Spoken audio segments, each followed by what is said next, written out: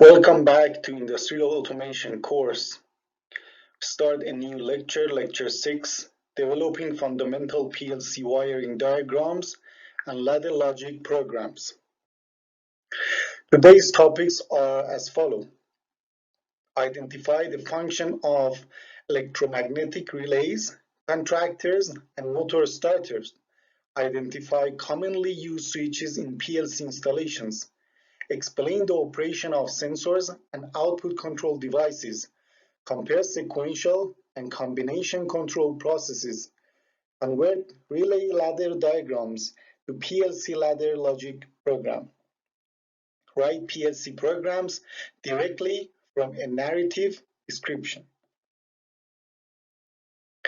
Electromagnetic control relays. A PLC was designed to replace control relays that made logic decisions.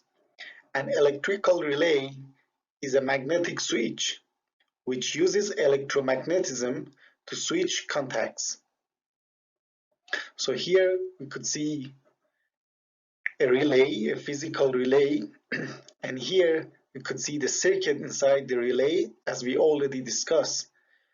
We have low voltage circuit and high voltage circuit.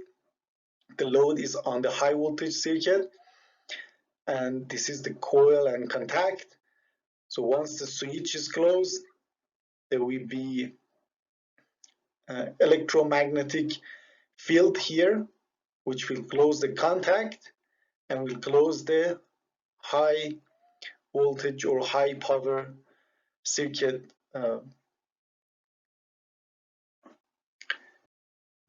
Relay operation. Here we could see one type of relay. This one is energized, the other one is de-energized. Let's look at the de-energized one. What do we have? Here we have our movable contact. Here we have our coil. And we have a spring, armature, and this is a fixed contact here. Okay, so once this circuit here is closed and the coil is energized, then there will be a magnet field, which that magnet field will close the contact here, and the circuit on the high power circuit will be closed. Okay, so you see what happened now. The coil is energized and the circuit here is closed. You could watch this video and see more detail on how a relay works. Normally open and normally closed contacts. Normally open contacts are open when the coil is de-energized and closed when the coil is energized. So here we have coil de-energized. There is no any magnetic field here. And here we could see one normally open contact, so it's normally open. So as far as the coil is de-energized, the contact is open, and this one is normally closed. So as far as the coil is de-energized, then the contact is closed. And once the coil is energized, then the status of these contacts will change to close and to open. Relay symbols. Control relay or CR is used for control relays. Okay, so we use CR for control relays.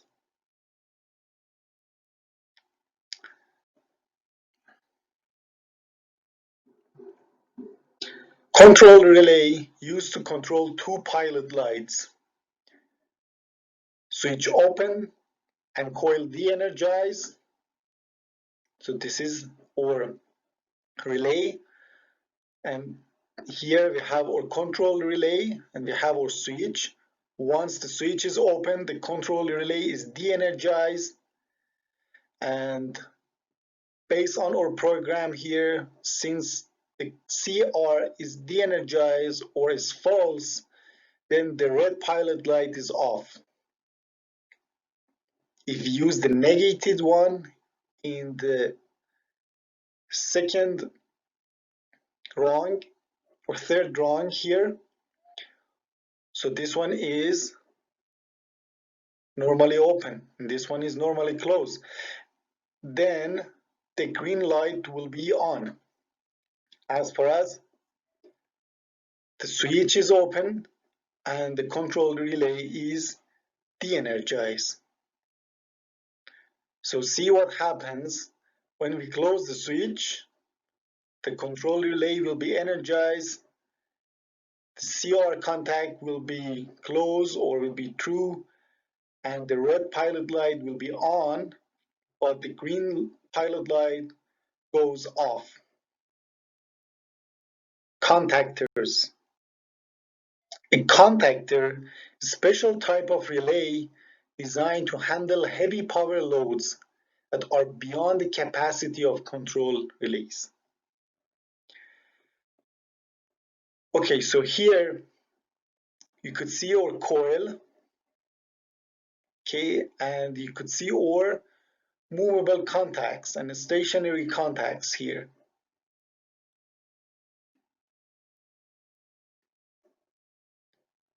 What it does, basically, it handles heavy power loads. So when we have three-phase high voltage circuit, we could use contactors and it will take care of all the lines of that three-phase or all the phases, and finally could switch on and close the circuit on the high voltage. So watch the video for more detail, but for the purpose of our course, it's good enough to know contactors are for high power loads when a normal relay cannot handle that power. PLC used in conjunction with the contactors to switch power on and off to a pump. Okay, so here we have a pump. Here we have our contactor, which is connected to a PLC. So PLC sends a signal to a contactor, and contactor will take care of the high power circuit of the pump, which draw high current and turns on and off the pump. Motor starters. The motor starter is made up of a contactor with an overload relay attached physically and electrically to it. So a starter is a combination of a contactor and overload relay. We know what is contactor, but what is overload relay? When our motor draws a huge amount of current or be overloaded for any reason, then this relay will shut off the motor and basically opens the circuit. So it's for more security of the PLC plus the motor. Hardwired three-phase magnetic motor starter. So here we have a three-phase magnetic starter. You see here we have our stop button, start button, and the motor and the overload relay here. So when we push the start button, since we have this parallel branch, then the motor will turn on and stays on, and if for any reason motor becomes overloaded, then this relay will open the circuit and will turn off the motor. Okay. So you see for the three-phase motor, we have motor and overload relay in series, the contactors of the motors and the overload relay for each phase, line 1 to line 3. PLC program magnetic motor starter.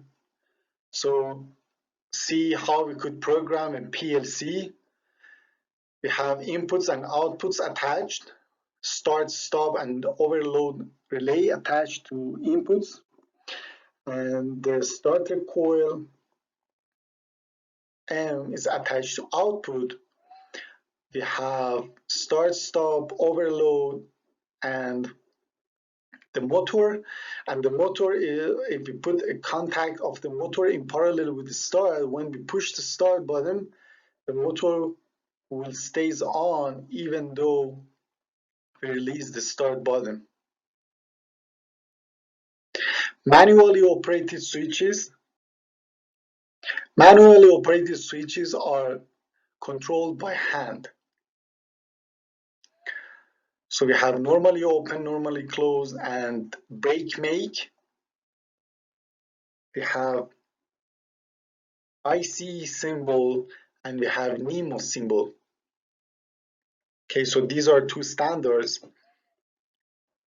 We show a normally open switch in NEMO symbol like this and in IEC symbols like this. Okay, for normally closed one like these two, and for break even we have it in NEMO symbol which looks like this. Okay, so I'm gonna read the description of each one by one. Normally open makes a circuit when it is pressed and returns to its open position when the bottom is released. Normally closed opens the circuit when it's pressed and returns to the closed position when the bottom is released. And break make, when the bottom is pressed, the top contacts open before the bottom contacts are closed. Okay, so it switches between two contacts. It's good for, let's say, manual and automatic switches. We want to move between these two options. A selector switch operators is rotated instead of push to open and close contacts of the attached contact blocks. So in selector switch, we could have more than one position.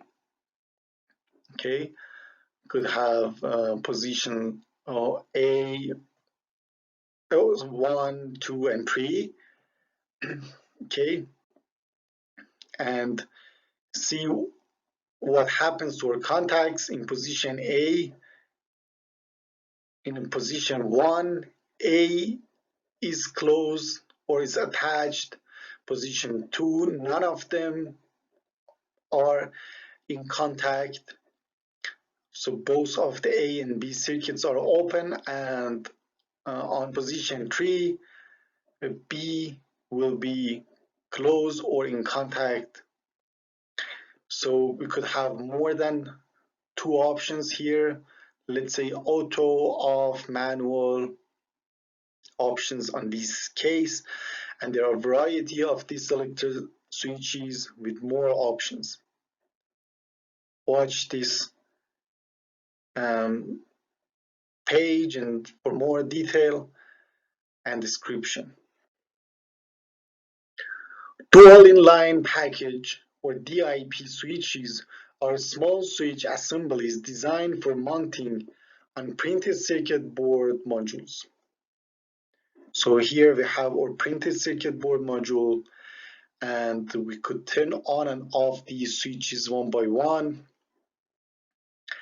And you see the schematic diagram of the DIP here. Each of them are one switch which are closing these contacts. DIP switches use binary on-off settings to set the parameters for a particular module.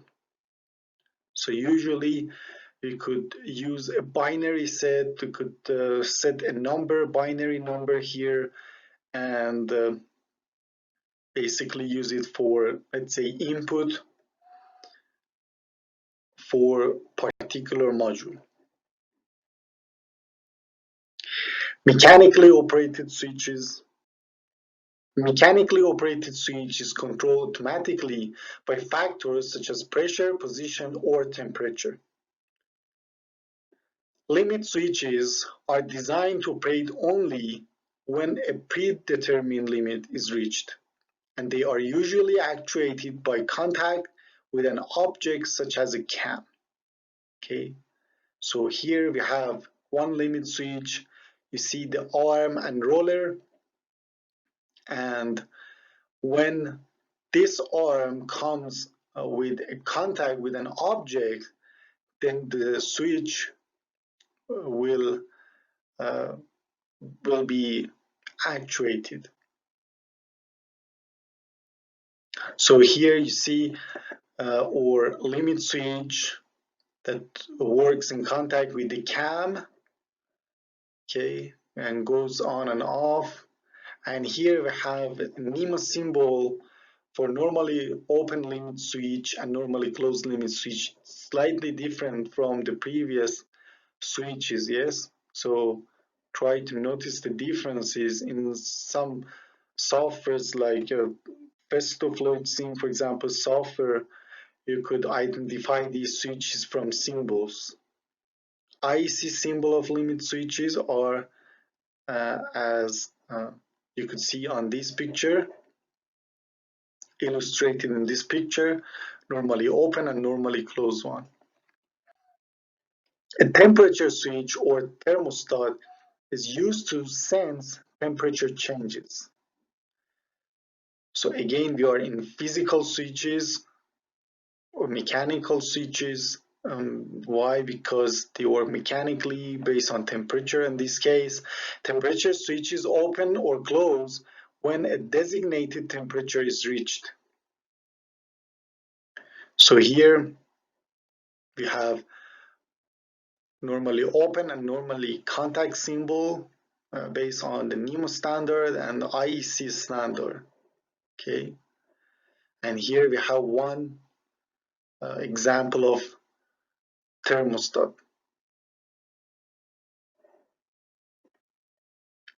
Pressure switches are used to control the pressure of liquids and gases. They are designed to open or close their contacts when a specified pressure is reached and can be pneumatically or hydraulically actuated. So we could have a pneumatic or hydraulic pressure switches. Okay, so pneumatically means that we have air, we have high pressure air, and hydraulically means that we have a liquid like oil, or a lubricant inside pipes. Here you could see the NEMA symbol and IEC symbol of these type of switches. So as you could see here, you could close and open this pipe. Level switches are used to sense liquid levels. You see here a tank and water inside the tank. We have 4 level switches. Once the water level reaches to those switches, then they will be actuated.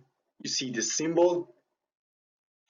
The float switch is a type of level switch which is weighted so that as the liquid rises, the switch floats and turns upside down, actuating its internal contacts. Okay, so when the water reaches to this float switch, it will be floated and then will turn upside down, and that action will actuate or close the contact. Sensors. Proximity sensors detect the presence of an object without physical contact. Okay, C1 proximity sensor. These solid-state electronic devices are completely encapsulated.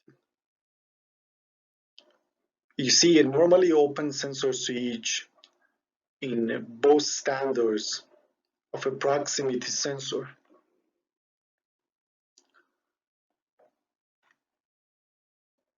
Proximity sensors operate on different principles depending on the type of a matter being detected.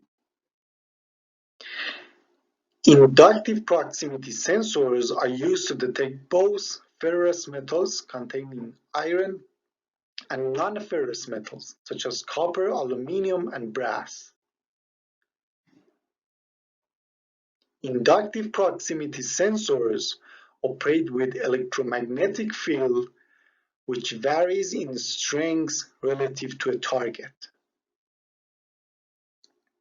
Okay, so one type of a proximity sensor is inductive proximity sensor.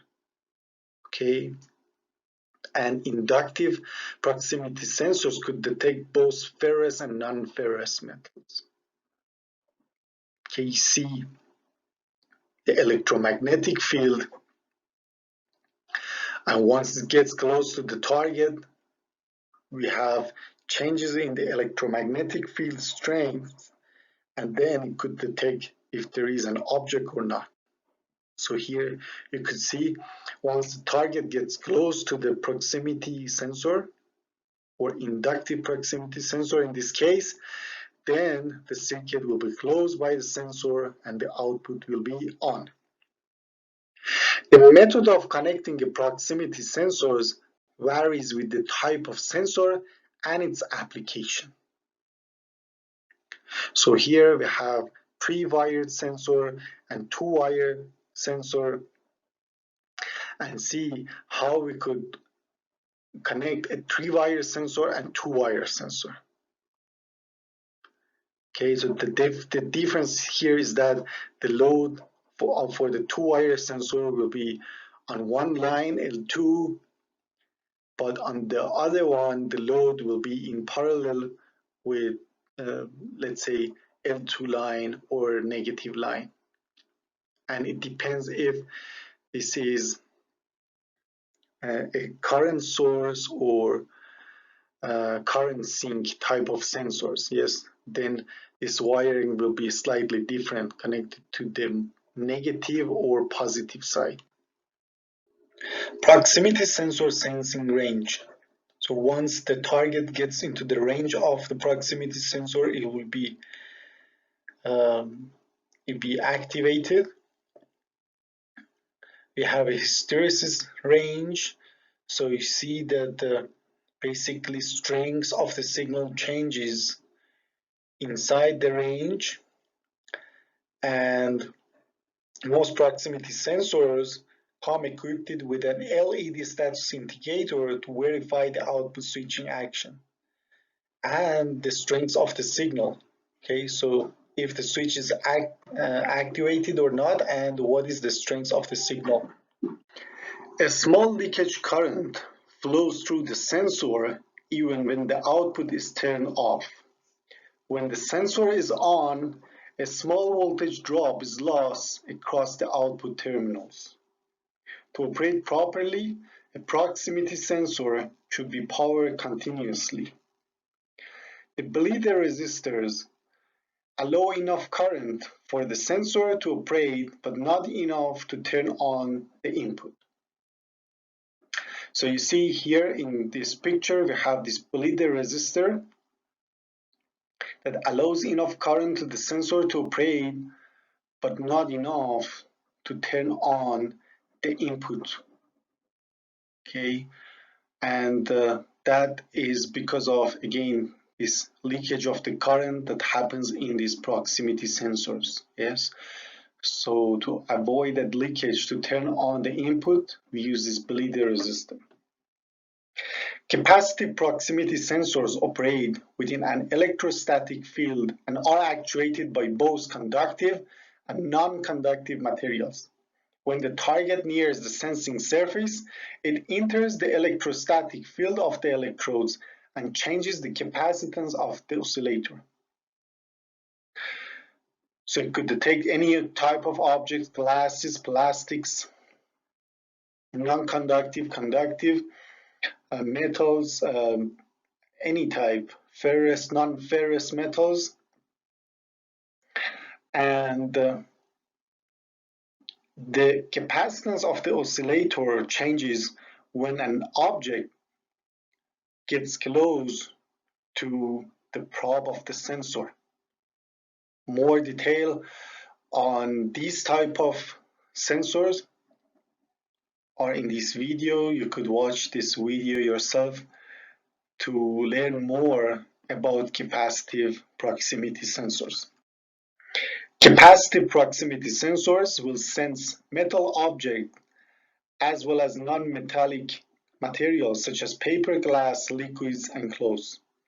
The larger the dielectric constant of a target, the easier it is for the capacitive sensor to detect. This makes possible the detection of materials inside non-metallic containers.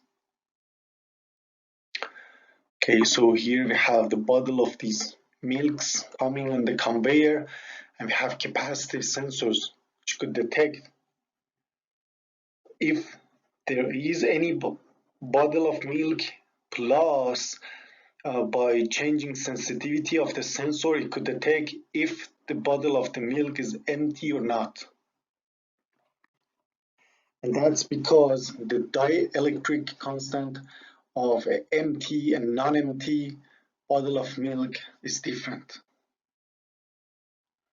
A magnetic reed switch is composed of two flat contact tabs that are sealed in a glass tube. So these are the tabs, and here you could see the glass tube. Okay, so when a magnet gets close to the reed, the tabs will be attracted both by the magnetic field, and then they will be in touch and the circuit will be closed. When a magnetic force is generated parallel to the reed switch, the reeds will be drawn together to actuate the switch. So it's only good for magnetic objects. The photovoltaic cell and the photoconductive cell are examples of light sensors. Here you could see one photovoltaic solar cell, and when there is a light source, it starts to produce a current, and the voltage could be seen on both poles of the sensor by, this is a voltmeter. And the other type is photoconductive cell. When there is a light source, then the conductivity or the resistance of the sensor changes, and that also could be measured by the voltmeter. A photoelectric sensor operates by detecting a visible or invisible beam of light and responding to a change in the received light intensity. Photoelectric sensors are composed of transmitter and a receiver. Okay, so here we have one type of photoelectric sensor. You could see on this specific one we have transmitter and receiver, both are in the same place.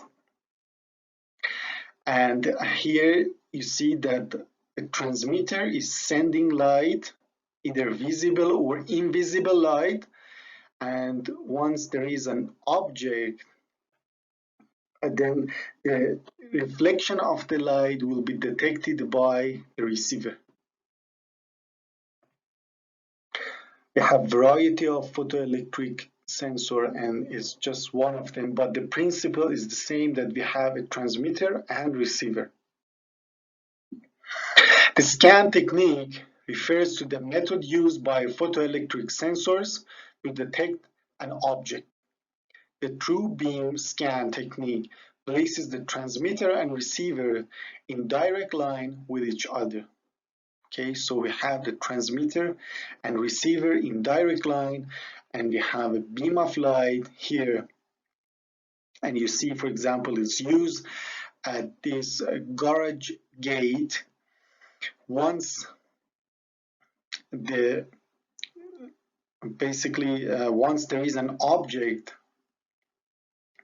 that cuts the beam and the beam couldn't reach the receiver, then the sensor could detect an object. Because the light beam travels in only one direction, true beam scanning provides long range sensing. Okay, so this is one of the benefits of true beam that could be apart in, let's say, 10 meters apart or 3 feet apart, and still the receiver could detect an object. In a retroreflective scan technique, the transmitter and receiver are housed in the same enclosure. This arrangement requires the use of a separate reflector mounted across from the sensor to return light back to the receiver. Okay, so here we have receiver, transmitter, we have reflector, which is a special type of mirror used for these photo electric sensors. And because we have this reflector, we could have a large range of sensing, and any object could be detected between the reflector and the sensor. Fiber optic sensors use a flexible cable containing tiny fibers that channel light from emitter to receiver. Fiber optic sensor systems are completely immune to all forms of electrical interference. Barcode scanners are the eyes of a data collection system. A barcode module reading the barcode on boxes as they move along a conveyor line. The PLC is programmed to divert the boxes to the appropriate product lines according to the barcode data.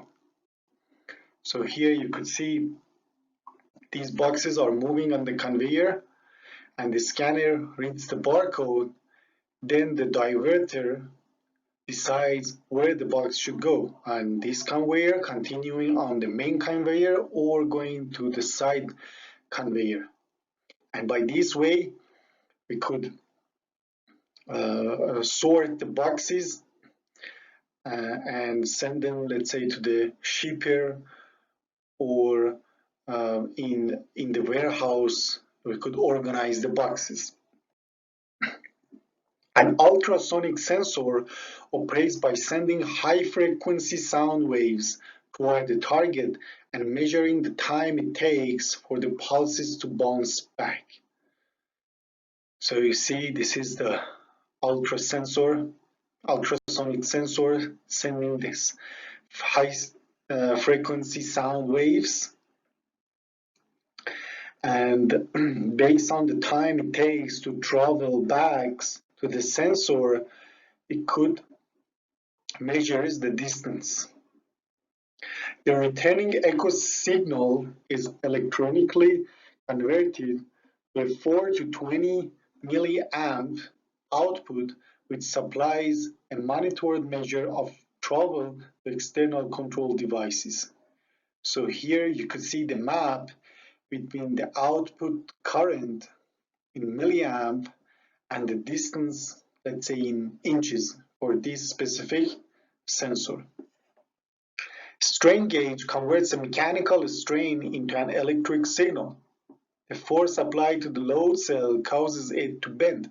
This bending action also distorts the physical size of the cell, which in turn changes its resistance. So strain gauges are attached to the part, and once it bends, the fibers below the strain gauge either extends or contracts. That contraction of the load cell changes the resistance. And then we could map the resistance change to the strain.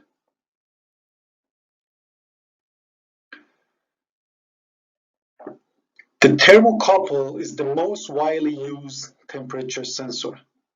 The thermocouples operate on the principles that when two dissimilar metals are joined, a predictable DC voltage will be generated across the thermocouple sensor. Okay, so here you see metal A, metal B, we have a hot joint and we have a cold joint. Okay, so once the hot joint or junction temperature increases, then a voltage will be created across the thermocouple sensor. Fellow measurement involves converting the kinetic energy that the fluid has into some other measurable form. Turbine flow meters use the rotational speed to indicate the flow velocity. So here we have rotating turbine and a flow of water inside the pipe, and based on the kinetic energy of the flow of the water, this turbine starts to rotate and speeds, and based on the velocity of the turbine, then we could measure the flow rate.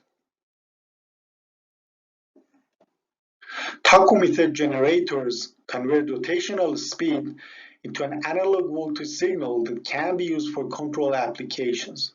Here we have tachometer attached to the rotor of the motor, and that could measure speed of the rotor, okay, in RPM. And here you could see one type of these tachometers. An encoder is used to convert linear or rotary motion into a binary digital signal.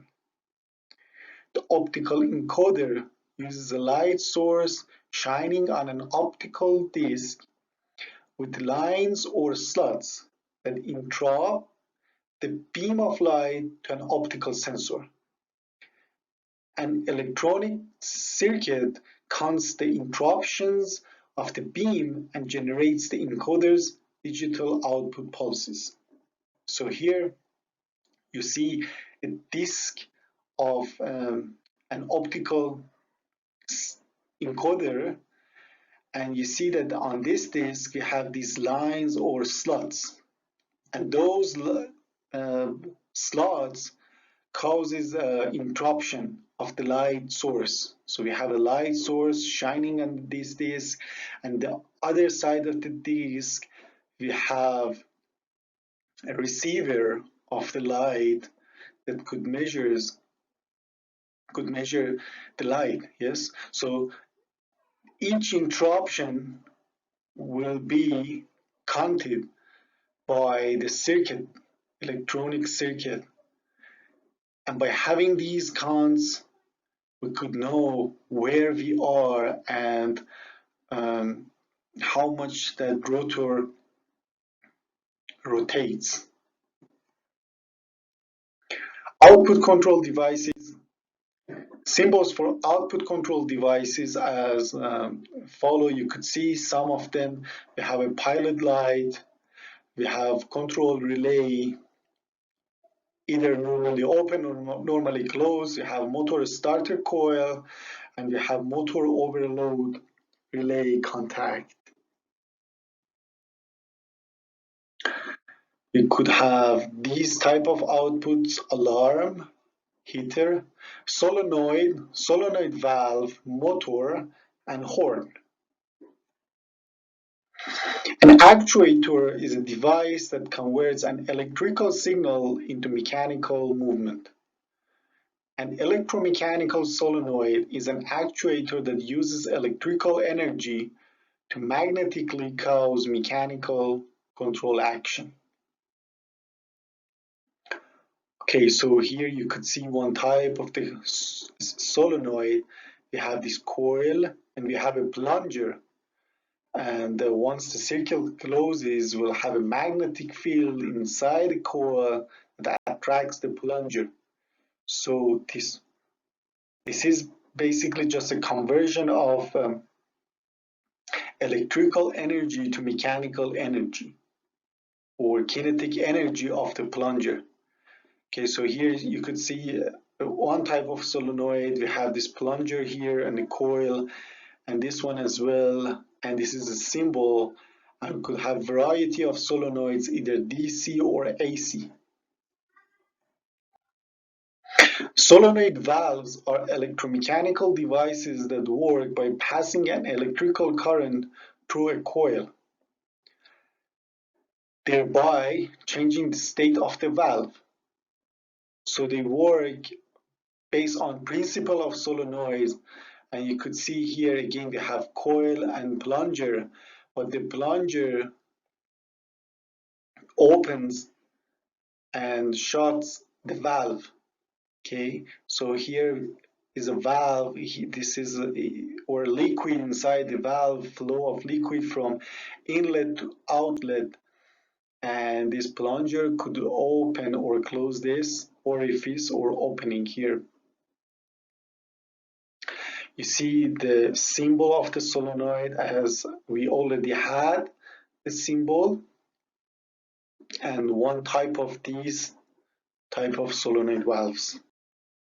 Stepper motors rotate in discrete increments when electrical command pulses are applied to it in the proper sequence. Here we have one stepper motor.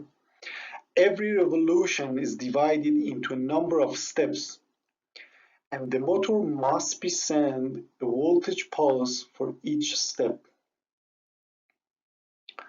The amount of rotation is directly proportional to the number of pulses, and the speed of rotation is relative to the frequency of those pulses.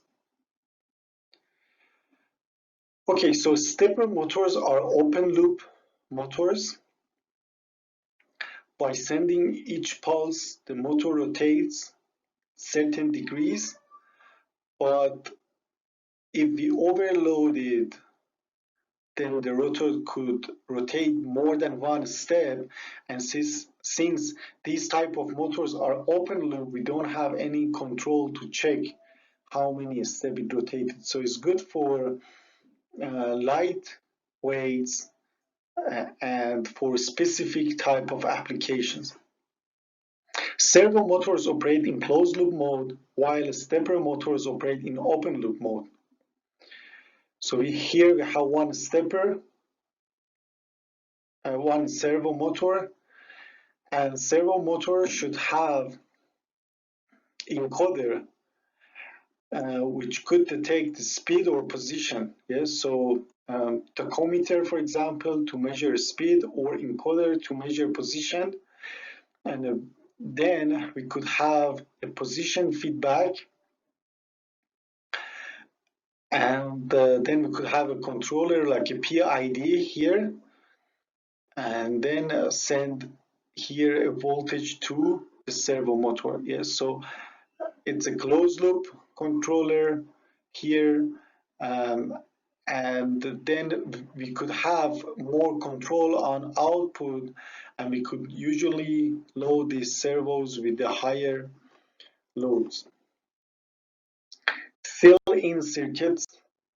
A seal-in circuit is a method of maintaining current flow after a momentary switch has been pressed and released. Okay, so here we have a seal-in contact. So if we press start momentarily and then release it, then the motor will stay on. Okay, because this contact will stay on. This is a hardwire version, and this is a program one. In programming, we could put a contact of the motor in parallel to the start. Motor seal-in circuit implemented using the Allen-Bradley Pico controller. Okay, this is an Allen-Bradley Pico controller, just one type of PLCs, but what it does matter to us is the way they program it. Okay, so here is our PLC inputs, outputs, terminals, and we have start, stop buttons, and here we have our motor starter coil, and you see that how inside the program we put the Q1, which is our motor starter coil, in parallel to I2. And what is I2 is our start. Latching relays. Electromagnetic latching relays are designed to hold the relay closed after power has been removed from the coil. A latch coil is momentarily energized to set the latch and hold the relay in the latch position. The unlatched coil is momentarily energized to disengage the mechanical latch and return the relay to the unlatched position. So this latch coil and unlatched coil work as same as set and reset coil in ladder logic programming. Okay, so once it's set, it will stay on, and we need to reset that by another command. The PLC output latch or OTL and output unlatch OTU instructions duplicate the operation of the electromagnetic latching relay. Okay, so this one is set and reset. The OTL and OTU instructions have the same address. The OTL instruction can only turn a bit on, and the OTU instruction can only turn a bit off. So in codices, you've seen that this one is set and this one is reset. Okay, so here in this slide, you see hardwired and program latching circuit. So here we have the hardwire, we have on switch, off switch, latch coil, unlatch coil, and here we have our relay contact and pilot light. Inside the program, we have on and off switches, and we could use latch and unlatch coil, and we could use the same address for the output relay coil for the pilot light.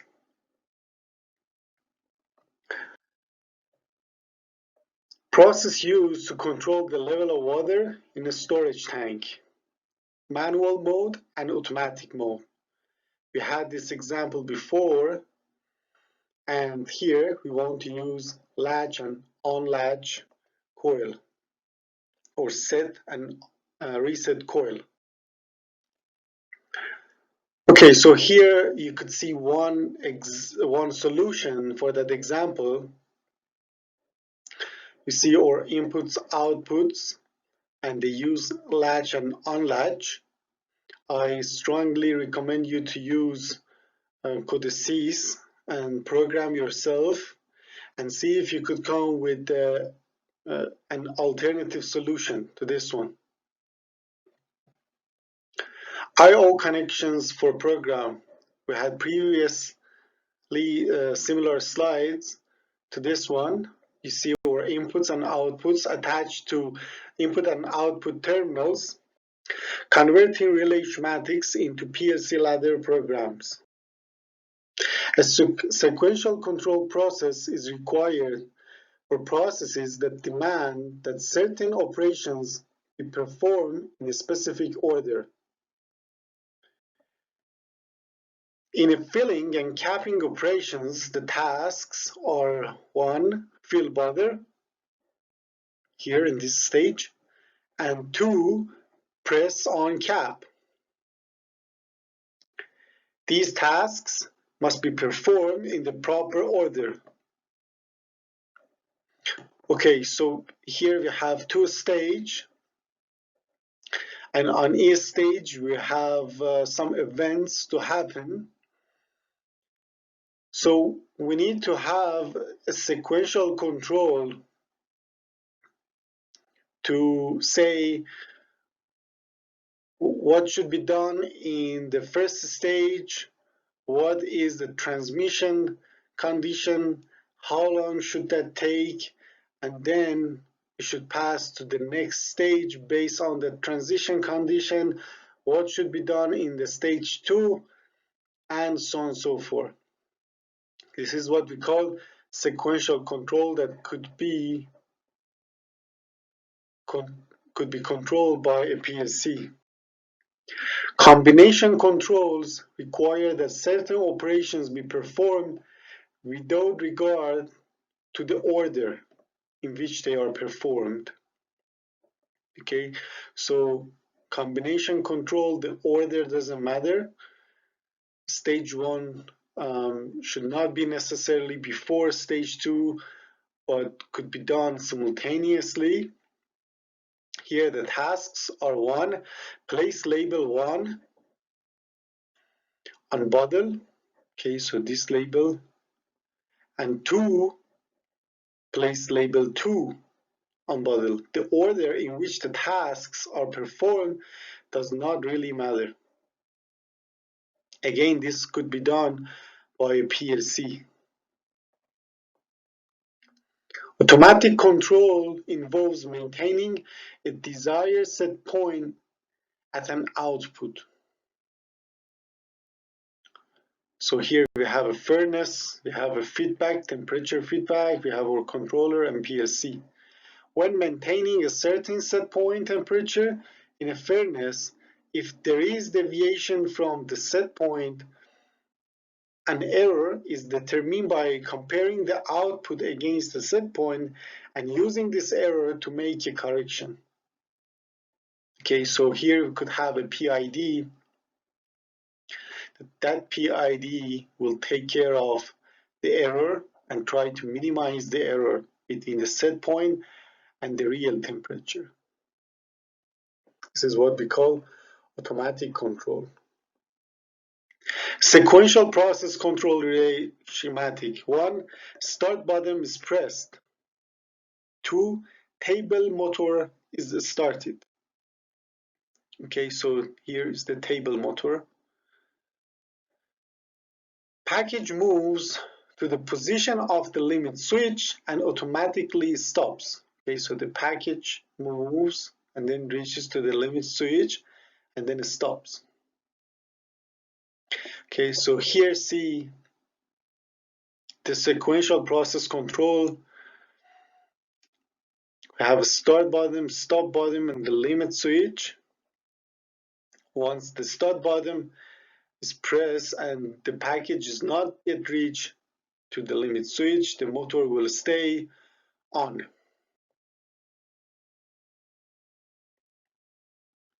Okay, so once it's on, the green light is on. Once the motor is off, then the red pilot light is on. Okay, so, and once the CR is true, the motor starter coil is true, and here we have our overload contact. So in case the motor is overloaded, then it will be a stop. Sequential process control program. For the previous example, you see how we could implement it in PLC. Start button, stop button, and the limit switch and internal relay. Okay, so this parallel branch is used to keep the motor on once we push the start button once. And you see how we could turn on and off these pilot lights based on the condition of the motor.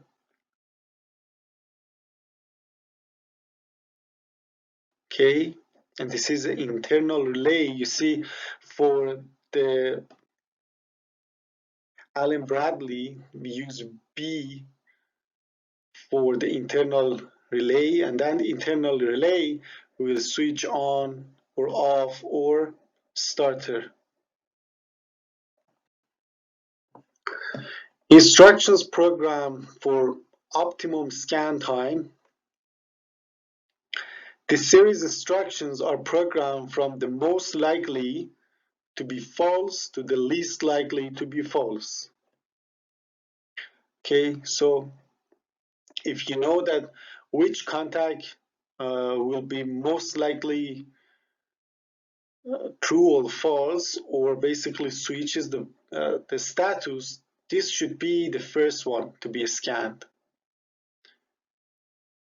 Okay, and the one with the least likely to be false should be at the end.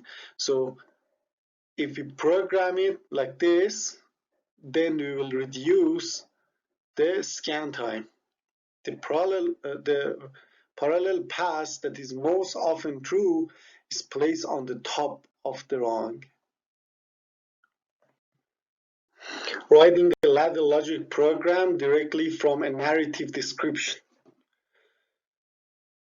Okay, so we'll have a couple of examples. I'm going to leave to you to read the PLC program and try to implement it in codesys. So here we have drilling process that requires the drill press to turn on only if there is a part present and the operator has one hand on each of the start switches. Okay, so the part should be present, so the part sensor should be activated, plus the hand of the operator should be on push button 1 and push button 2. You see the inputs and outputs. Try to understand this ladder logic program, or try to program your own PLC program in codesys, or implement the current program in codesys. A motorized overhead garage door is to be operated automatically to preset open and close positions. So we had a similar example before, so you should be familiar with the inputs and outputs on this one. And here we have one solution. Again, try to identify inputs and outputs, understand the program, and implement it in codesys. Continuous filling operation. This process requires that boxes moving on a conveyor be automatically positioned and filled. Here we have a conveyor, we have a motor, we have this photo switch and level switch that checks the level of these boxes. Okay, you have a hopper and solenoid that opens and shuts the hopper opening, and these pilot lights, start and stop buttons. So you see what are our inputs, start stop buttons. Is these switches so these switches and start stop button outputs are motor, solenoid, and pilot light. Again, identify our inputs and outputs, understand the program or program it by yourself, and implement the current program and your own program in codesys.